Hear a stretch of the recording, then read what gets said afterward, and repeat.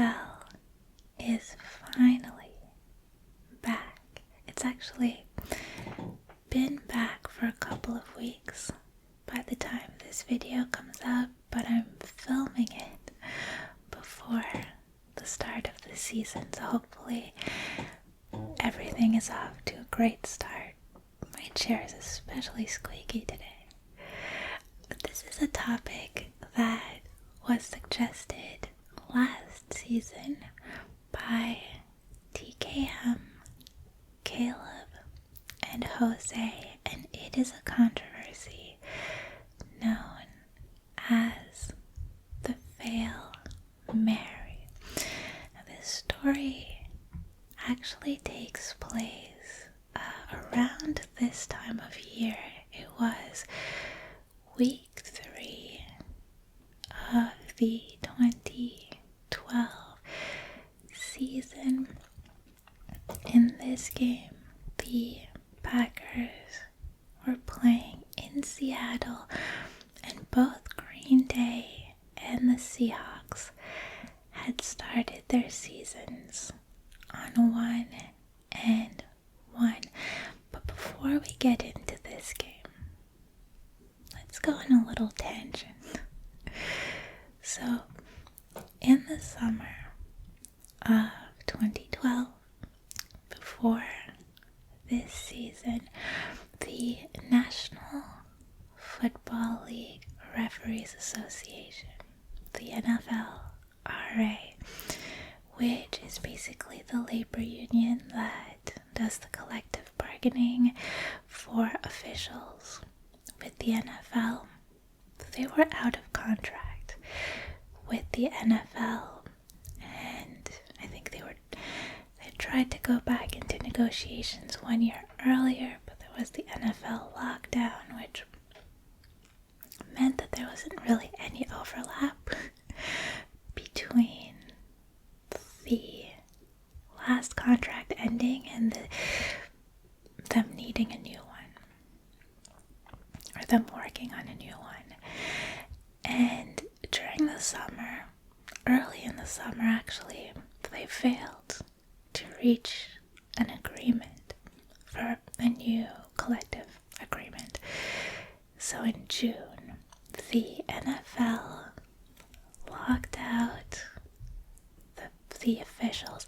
I'm going to try not to confound officials and referees in this video, but I'm assuming it's going to happen at least once. But the NFL locked out the officials and started hiring replacement officials. For the most part, these officials were coming from college football, but some were even high school football referees and officials. And so, as you can imagine, from the very first week, there were issues. In week 1, the officials incorrectly awarded an extra timeout to Seattle in a game against Arizona. The Cardinals still won that game, but it was essentially the officials, I guess, did not remember that an injury that leads to stop and play after the 2-minute warning charges the team with a timeout, so it didn't really have an effect on the result of the game, but definitely a sign of things to come. Let's get into week 2. So do you guys remember the Saints-Panthers game? They found out, they being the public and the NFL, the same day that the Panthers-Saints game was going on, that one of the officials that was assigned to that game was a Saints fan. They found out through his Facebook profile page, and so he was pulled in time ahead of kickoff. And then there was the Broncos Falcons game, which was a complete mess. I mean, Peyton Manning was already having a really bad game by Manning standards, so that didn't help the heightened emotions from the Broncos team. But there were some terrible calls in that game, and it all sort of spilled out onto the replacement referees, John Fox and Jack Del Rio, were fined for verbal abuse of the officials. See, I already did it. I said referees instead of officials. Bear with me. And then we get into week 3. Things just keep getting worse. So, in week 3, over the weekend, I mean, the 49ers were mistakenly awarded 2 extra replay challenges in their game because the officials just weren't keeping track. They still ended up losing to the Vikings. In the Steelers-Raiders game, there was a helmet-to-helmet hit that knocked out Darius Hayward-Bay, and it wasn't penalized. Then you had the Cowboys game. Kevin Ogletree was running into the end zone to catch a touchdown pass from Romo, and the official throws his hat right under Ogletree's foot. He slips on it and never catches the pass. For what it's worth, I don't think the official purposefully threw it under Ogletree. I think it would take impressive aim and timing to do that, but still just a complete fiasco. And maybe most notably, until the Hail Mary controversy in the Titans-Lions game, the officials enforced or awarded a 15-yard penalty, but from the wrong end. It was a penalty against Detroit, and instead of being from the Titans 44 like it was supposed to be, they set it from the Detroit 44, which basically increased the penalty from 15 yards to 27 yards, almost doubled the distance of the penalty. And then on that drive, the Titans kicked a 26-yard field goal to win the game. So that might have had a direct effect on the result of the game. So we get to Monday Night Football. Thank God this nightmare of a game week is almost over. We are in Seattle, September 24th, 2012, in front of a crowd of 68,000 people. And remember, the visiting team is Green Bay. The referee is Wayne Elliott. Now, for the purpose of this video, the game is a pretty regular football game up until with 8 seconds left in the fourth quarter. The Packers are leading 12-7, so it's a one-score game. The Packers leading. The Seahawks have possession. They have possession at the Packers' 24-yard line. And it is 4th down and 10. I don't know if I should give more sports-related context when I make these controversy videos, in case you're not necessarily a football fan, an American football fan, but you like the controversy videos. Basically, 4th and 10 means that it's the team's last attempt to advance the ball 10 yards. Otherwise, the possession changes hands. And them being at the Packers' 24-yard line means that they're 24 yards away from the touchdown zone. So, 8 seconds left. Seahawks have possession on 4th and 10 at the Packers' 24-yard line. The Seahawks snap the ball. Russell Wilson gets backed up to about the Packers' 40-yard line. Throws a Hail Mary into the Packers' end zone. And a bunch of players go up for it. I think, if memory serves well, it was 2 Seahawks and 4 or 5 Packers. Now, when everyone falls to the ground, because we're thinking about real time here, right? How would I explain this? So you've got the grass, the turf, the field. Then you've got Golden Tate of the Seahawks.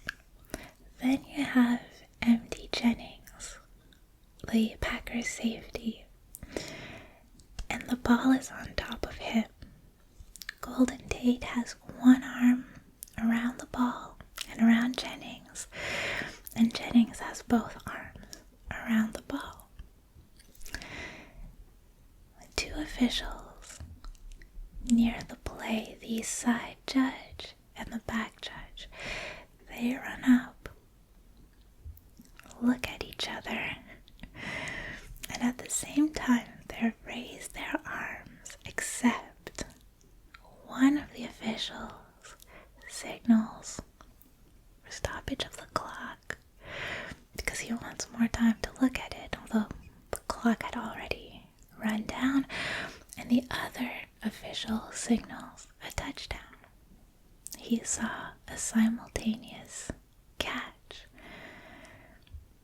And one way or another, the official call on the play becomes a touchdown, with Tate and Jennings maintaining simultaneous possession.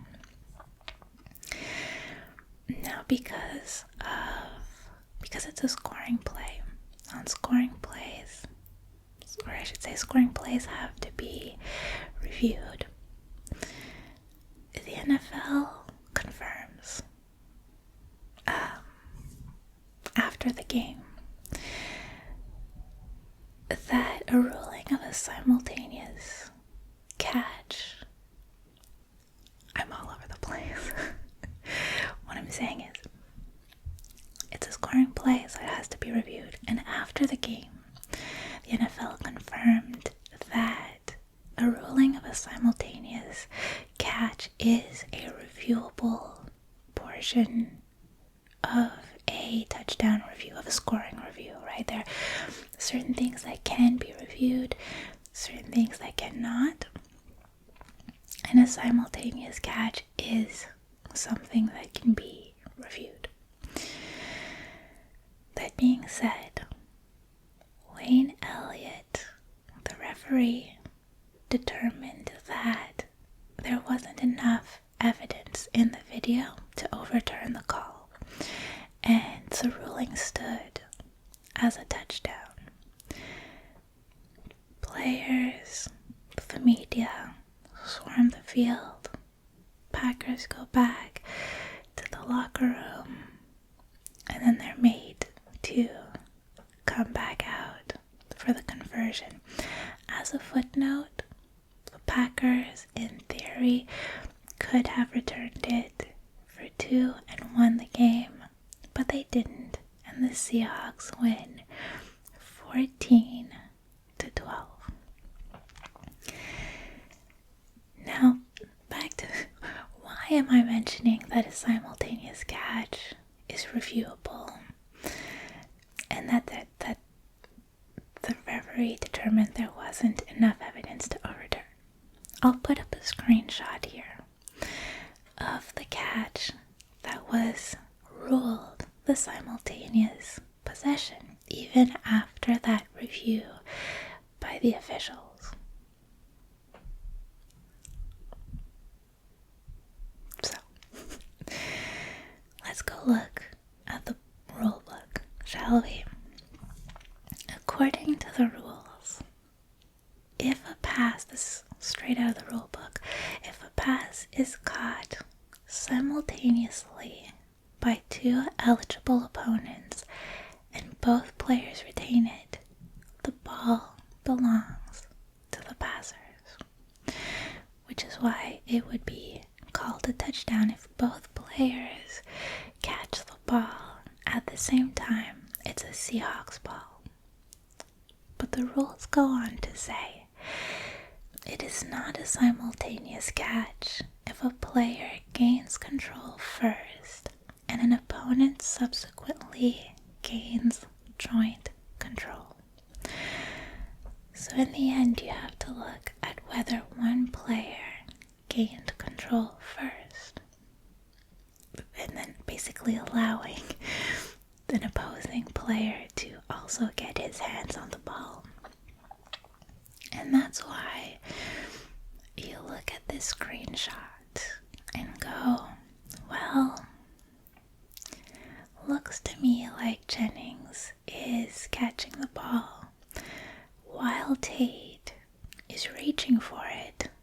I mean, Jennings is about 1.5 feet higher than Tate when the catch is made.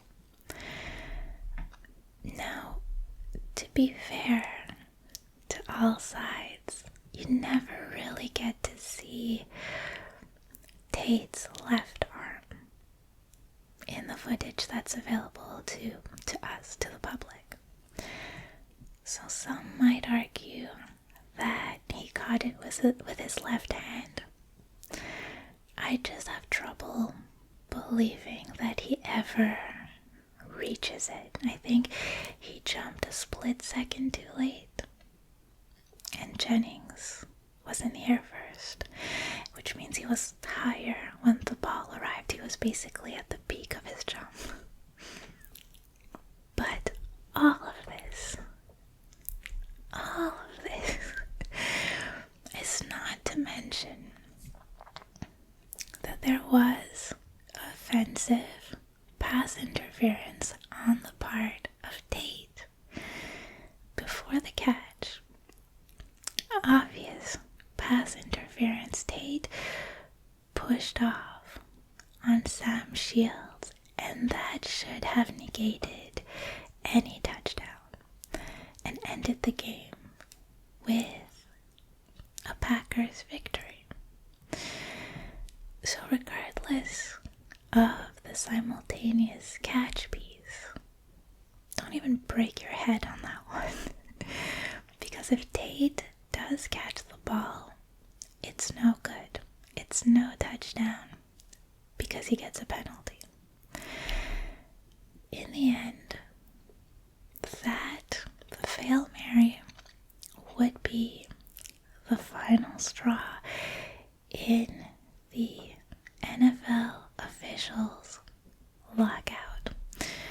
Rumor has it that 70,000, that's a 7 and 4 zeros, 70,000 voicemail messages were left at NFL offices by angry football fans the day after the game, the New Jersey State Senator Stephen Sweeney, who is a Packers fan, by the way, announced plans to introduce legislation banning replacement officials from working professional sports games or sporting events in New Jersey, which would affect the Giants and the Jets, two New York teams who play in New Jersey.